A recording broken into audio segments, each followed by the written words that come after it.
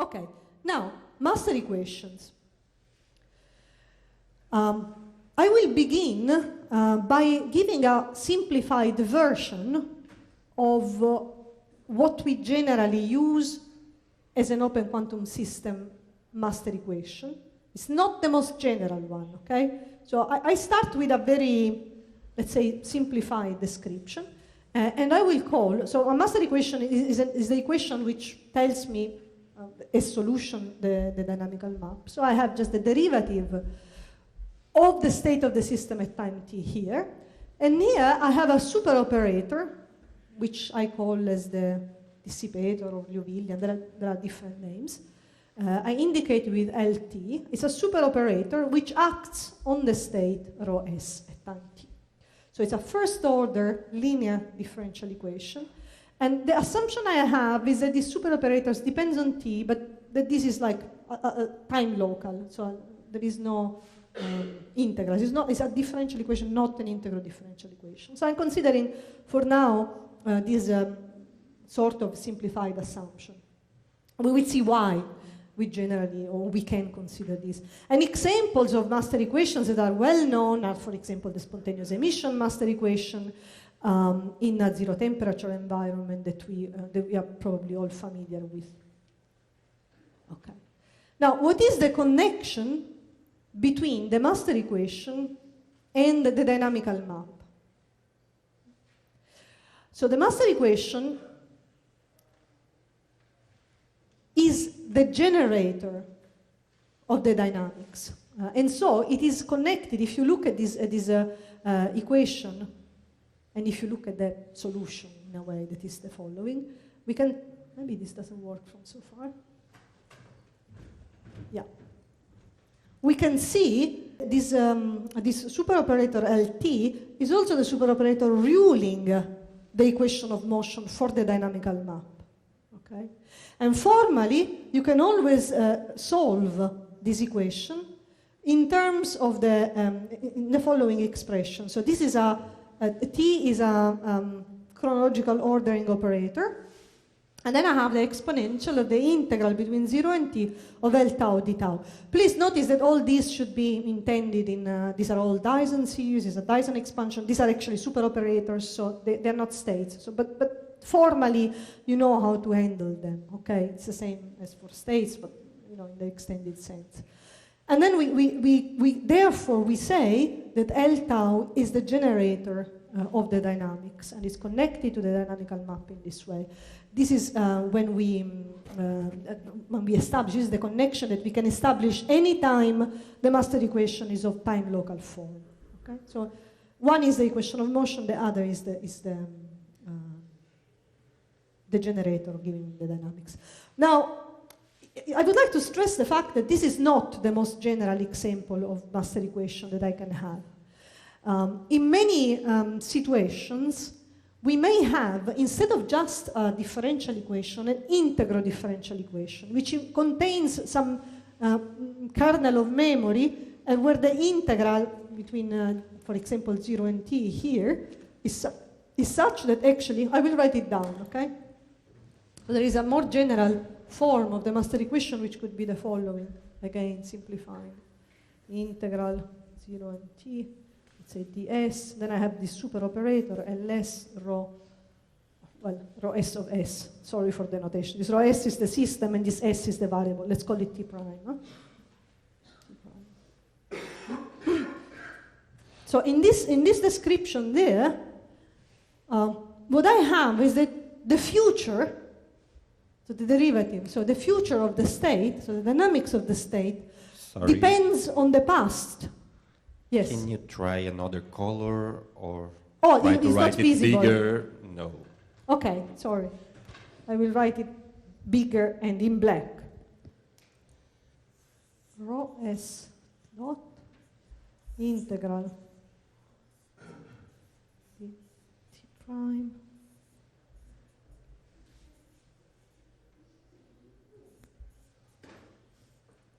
So we have the derivative, so this is of t. State of the system, the derivative of the state of the system at time t, the same as what I have there, is equal to the integral, oh, and of course I have, sorry, it's good that you mention it because here generally I have some sort of kernel of memory.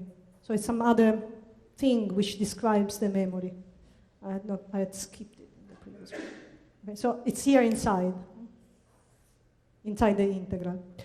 So I have the future, the derivative is always the future of the state.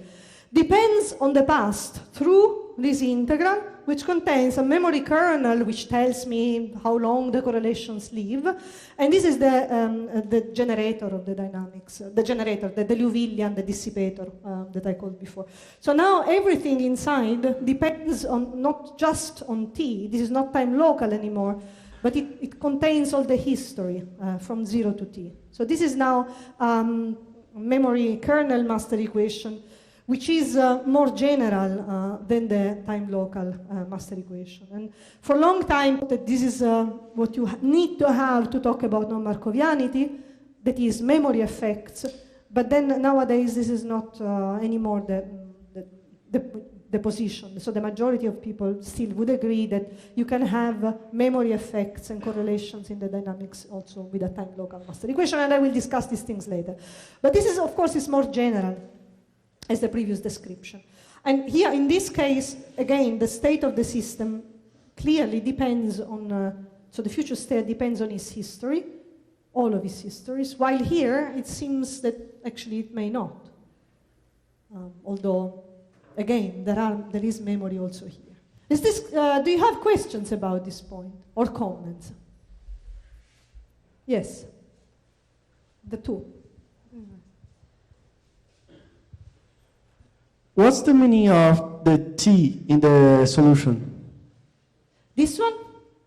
This is a chronologically ordering operator. So chronological, you need to have chronological ordering because the way in which you define actually this exponential is through this Dyson series. So actually you consider, you will expand the exponential in identity plus the first term is this one, and then you have a double integral between 0 and t, integral between 0 and t prime, and so on. And this operator is just telling you the order of the times in the series expansion. Okay, it's a way, it's something that you need to do to properly define the series expansion, and it is ordered in a way that you have times goes in the right direction. It's called forward chronological ordering. You can also have the inverse chronological ordering operator, but this is the one forward. The other question? Yes. Oh. Sorry, what's also the K, the capital Sorry? K, in the integral form? What does the K represent? Here? On the piece of paper, yeah. Yes. So this is generally, it's a function. In some cases, it can be also some operator or super operator, but it's a function which depends on t minus t prime, so it depends on the difference between times. And what tells you physically is, so it introduces a time scale which quantifies how long the correlations between system and environment live, okay? So there are systems in which these strong correlations between system and environment are very quickly decaying, and if they decay very quickly, you may have here, for example, a delta function which makes this integral go away, and then you have back this time local form. So it's a way of, it introduces some time scales somehow, which quantifies the length, so not the length, but how long, yes, the correlation lives. It's a memory time, if you want, or a correlation time of the environment. Yes.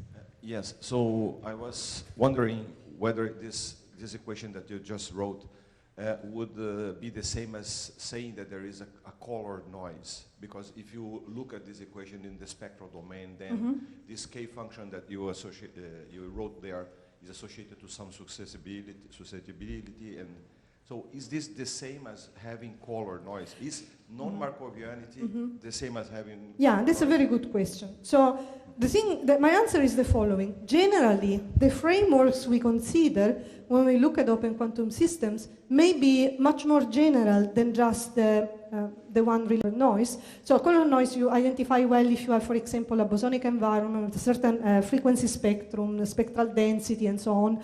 And then you can say the form of the spectral density is what, comes here inside, defines this correlation time, depending on the structure, and so on and so forth. And this is true. However, the word formalism is more general than that. So it also relates to frameworks in which you cannot really identify or talk immediately in terms of the frequency spectrum. Okay, like for example, when you have like fermionic. In the fermionic, it's not Bose-Hubbard model, but it's the Fermi-Hubbard model. Or there are systems in which it is more difficult to see really this idea in terms of a frequency spectrum.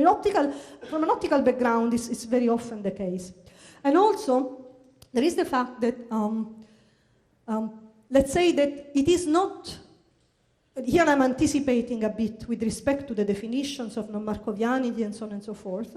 There are situations in which you have a very structured environment, but you can still have a Markovian dynamics when it comes, for example, to information backflow. So again, what you mean with Markovian or non-Markovian really strongly depends on actually what you have in mind as your definition. Okay, I don't know if probably it will become clearer later when I introduce these quantifiers.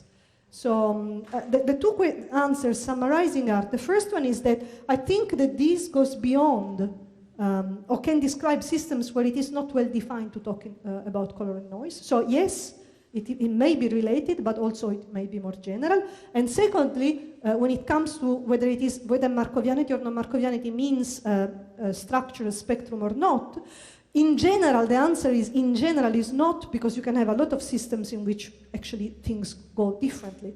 But there can be specific systems in which it is so. I don't know if it was clear, but I can... the fact is that all the framework is so general that to give, it requires then very often to look at the specific physical context. The main thing is to try to be clear, is just to say, okay, I start from, for me, this is what I mean with the memory, or this is what I mean with non-Markovian system, and then it's okay. I think that very often in the community, there is a lot of debate, which from my point of view comes just from the fact that people have not agreed on what they call what, okay? They talk about non-Markovianity, I mean something, you mean something else, and then it becomes just a question of semantic, because the physics is what matters, it's not the name, okay? So I think this was another long answer, oh my God. But okay, it's a good point, it's a very good question. More questions? No, okay. And this is the generator thing. And I think I should have somewhere my clicker that I left there. Yes, exactly. Okay. So now we go to the most important theorem of open quantum system theory.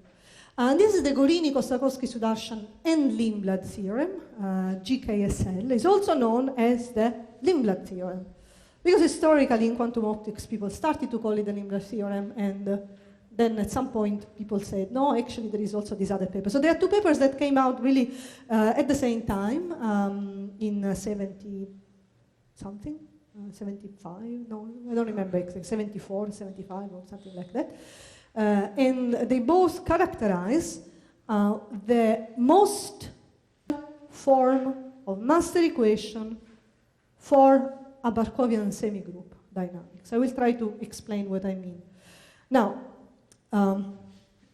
my take-home message is, in case of doubt, attack. Why do I say so? Because this is what one of my PhD students, I have a lot of PhD students in Finland with strong, background they were in military service, and they are machines, okay, war machines, okay. And the reason why I say this is because it's because of a very little story related to the Lindblad theorem, and related to the fact that when I was young, I'm still young, but okay, when I was younger, it was the beginning of my, actually I haven't even started my PhD actually, maybe I had started since a month or so. I gave a talk on something related to quantum Brownian motion that I was doing at that time, and I was talking about this form of master equation, calling it as a Lindblad form. And there was in the audience George Sudarshan. And I really couldn't, I mean, I was young, you know, and he immediately stopped me at the very beginning, making a huge noise about the fact that, you know, this is not Lindblad form, and he started from that, and it continued criticizing everything because it was really like a personal attack towards, you know, everything I did just because I didn't recognize his work. I think that my reaction was just to, you know, at some point I started to shout louder than him, and then I was able to continue talking about this because this was not the relevant point, it was not the name. Okay, he has reasons why, I mean, you know, he behaved in this way, but actually no, it was not justifiable. I understand that many things of what he did have not been given the right credit or merit. But I think that this was a good thing, you know, to keep. In this case, it was a personal attack, and I think it was right, even if I was young, to, you know, talk louder and continue, you know, not lose courage and you know, keep going on. Don't be demoralized just because someone who is like a super big star is attacking you. And the reason why I'm saying this is because this might be useful for you as well. Believe in what you do. Of course, you're going to question yourself and discuss with people and try to learn later on. But when it comes to attacks that are perhaps not motivated, I think it's a very good, especially I'm saying this, especially to young women physicists who often, with respect to men, are more like they're less aggressive in a way. And I think that this is somehow it's a message that I want to give to all young students to react, you know, and fight for being able to speak, because this is your right when you give a talk. So this is a small parenthesis that is related to the story of the Lindblad master equation. In case of doubt attack, read it in the sense of what I just said, okay? Have the courage and the strength to defend your work and your right to present it. Okay, now, in the remaining 5 minutes, no? More or less, okay, I will just say something about the Gorini-Kosakowski-Sudarshan-Lindblad theorem. This has to do with the fact that now we release a bit this assumption of time-local operators, and we just consider the case in which these generators do not depend on time at all. So this means that the dynamical map, we don't need anymore the chronological ordering, we don't need anymore the integration, we just have the dynamical map is E2 minus L. Remember, L is a super operator, but never mind, it's an E2 minus LT. Everything is inside there. It's a simplified description, but this is what happens when you just assume that this super operator is not time-dependent. And in this case, what you do is that you can characterize the master equation for any physical dynamics which satisfies this form. Okay, so this comes under certain assumptions in the microscopic derivation, but you can use this dynamics. What does it say? It basically says that under these conditions, and the condition again is the case in which you see, because I have that here. Now I have that lambda t is just equal to E2 minus LT. Okay, this also means that if I consider a composition between a map, for example, L, so I have LT, lambda t, lambda s, this will be equal just to lambda t plus s, okay? So I was falling, and this would be bad for everyone. So if I look at the composition here, if I apply the map, you know, from time 0 to time s, and then from s to time t, I will have the map at time t plus s, okay? This is defines a semigroup structure in the dynamical map, okay? And this is simply, you can see, it is simply the consequence of the fact that here I can express this E2 minus LT. So of course in the composition I will have E2 minus LT plus S, which defines the dynamical map. Now this is semigroup. And for all dynamical semigroups, the GKSL theorem says that the form of the dissipator for any completely positive and trace-preserving dynamical map must have this structure. So this theorem characterizes the structure, the operatorial structure of any completely positive and trace-preserving semigroup dynamics. Okay? So this means that if I have a semigroup, remember semigroup is not, so this specific form is not the most general one. We already noticed that it wouldn't be the case if I extend it. Certainly not for the integral differential case, then we don't have this property.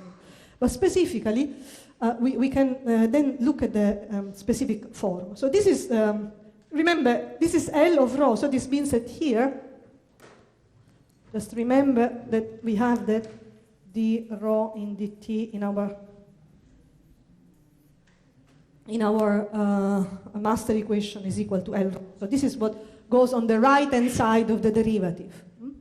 And we have this commutator with the Hamiltonian of the system. So this is the unitary dynamics, or the unitary evolution part of the open system dynamics. And then we have the second part, which contains, this is known as the dissipator. And this contains, is a sum over terms that contain decay rates, which are always non-negative and constant in time. There are k, each for every channel. And then you have these object vk's, which are the jump or Lindblad operators that describe the relevant transitions in the open system dynamics. So you have this, what is known as the sandwich term and the anti-commutator. So this is the anti-commutator form. And this has to be the form for the semigroup for any physical completely positive and trace-preserving dynamics. So if you have a semigroup, then you must have this, okay, to have a physical evolution. There is no, if you don't have it, that's a problem, because this is an if and only if condition. So it means that you are violating some of the assumptions. Either your dynamics is not a semigroup, or it is not completely positive and trace-preserving. There's no way. An example of this, I don't know if it is here, is the spontaneous emission master equation, which, again, I mentioned before, but let me write it down here. Just, I know that you all know it, so it's here. Rho dot S of T. So I have a two-level system, ground and excited state. And I can only have, due to the interaction with a zero temperature environment, for example, this is, what is going on? I have to finish, this means, obviously.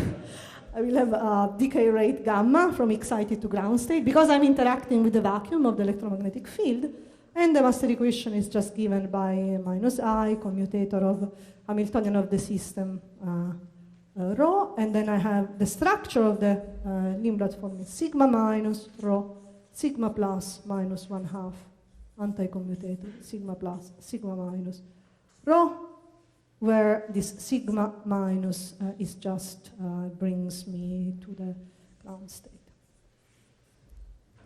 Okay? So I just have one Lindblad operator, the sigma minus one.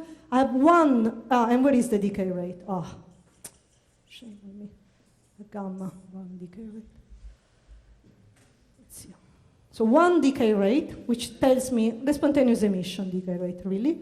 And then I have the Lindblad, and the Hamiltonian here is, this would be like an omega naught sigma z, okay, the Hamiltonian of the system. So it's a two-level system, excited and ground state, and I have spontaneous emission. This is an example, the most famous example, simplest perhaps example, of the Lindblad form master equation. Yes, and I think because now my time is over, I will conclude by asking you if you have more questions about that. And then the plan will be, in the next lecture, to describe what if, what if we have something more general than that? When do we have something more general than that?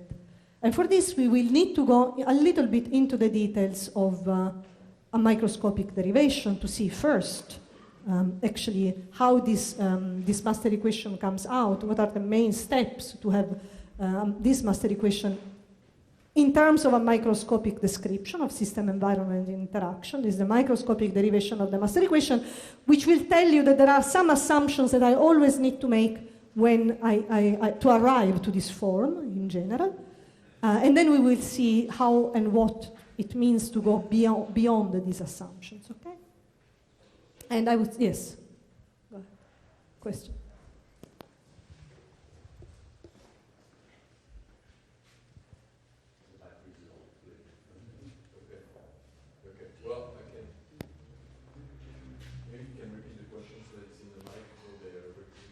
Yes. Works? Now. So I won't repeat that. Yeah.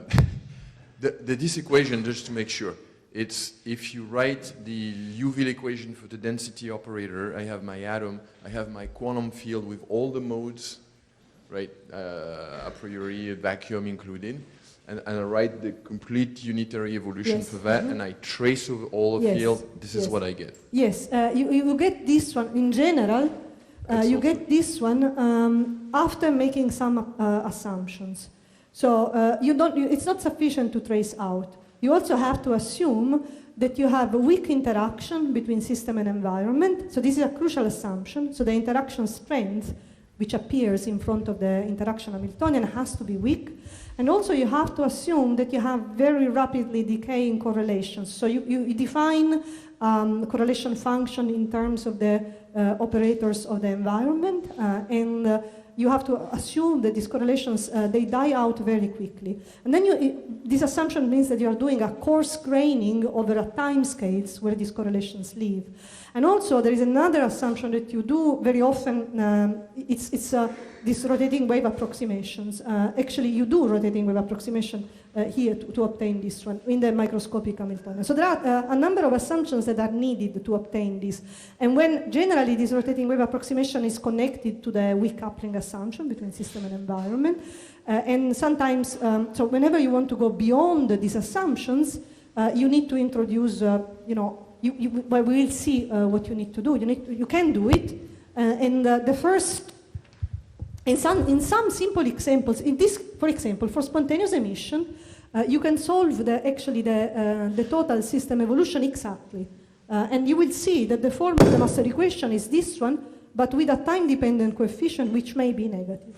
So there are cases in which you can have exact solutions of the system dynamics, and we will discuss them. But this means that you go beyond this, and the problem, I will say this and stop, the problem is that when you go beyond this form of master equation, let's assume that I have the same, but now with time-dependent coefficients that might be negative. The problem is that we have no theorem that guarantees that the solution of this one is actually completely positive and trace preserving. Okay? So this theorem is super important because we always know when we have this form that we can solve, and the solution, the rho of t, is always physical.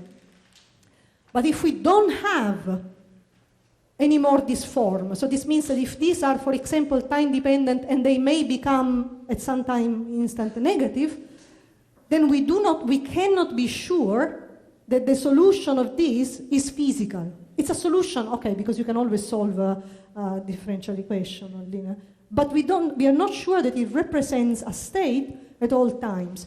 And this is why I said that we do not have in general a general form of master equation describing the open system dynamics. We do not know it, because to know it, it means to have a form in which we are sure that the solution is physical. And we don't have it. We only have it for one qubit under special conditions. In general, we don't have it.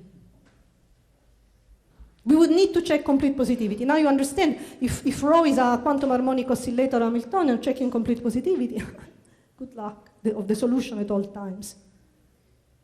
Complicated. Okay. More questions?